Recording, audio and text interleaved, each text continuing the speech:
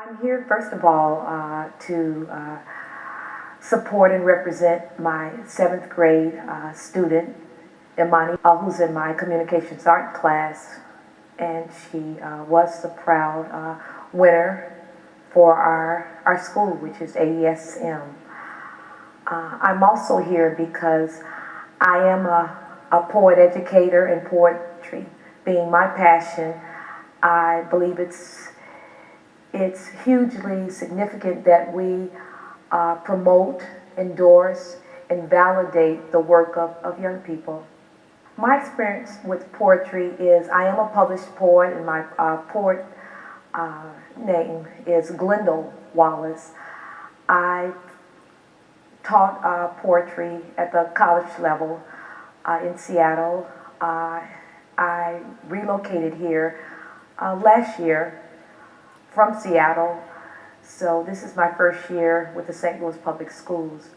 As a poet, I got started back with a workshop at Purdue University back in the late 70s, and I was a poetry coordinator there. Since that time, professionally, I started writing, and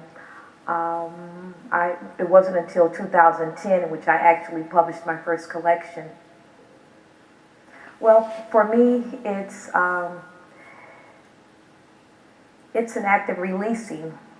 For me, as a poet, I write to release.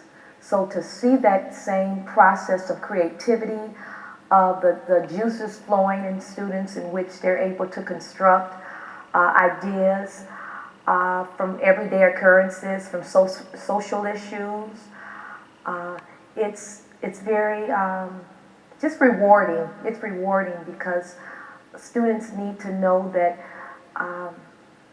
it's a type of giftedness to be able to write poetry, and being able to work with young people to see that come alive. It's very refreshing. I became involved with the competition and became aware of it on a twofold level. For one, I am a part of the St. Louis Poetry Center, and I met Aaron Williams through that. We've done readings together, public readings throughout the city at various venues and coffee houses and so forth. However, secondly, because it's the seventh grade Poetry Foundation is an event that is interwoven in the school systems, I became aware of it that way. The announcement came forth. So ever since last fall, my students know on the chalkboard I had up there to apply for the contest. And I had just been pumping their heads and just really pouncing on them to get something written. So that was part of their assignment. I interwoven in my curriculum and my lesson plans with them to write something for the contest. Most of the content that I received from my students came from their experiences, and I was surprised because a lot of the students wrote from where they were.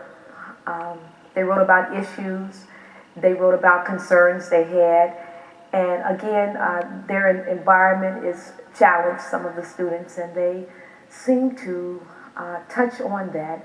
Some of the students had some lightweight poetry topics, whimsical topics, but some really touched on the pulse of their environment, their community, in a way in which you sat back and just said, So, well, I believe a content contest like this is important for young people. First of all, it gives them exposure, and it showcases the hidden talents and their, again, the giftedness that these kids have. A lot of the inner city schools, we focus a lot on what Johnny is not doing, on the challenged behaviors, as far as disruptiveness, as far as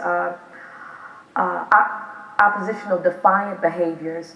But there are a lot of kids in our classes that have gifts, have talents, have creative gifts, and it's imperative and incumbent upon us as educators to tap into that and to allow them to bring that out, to release that also.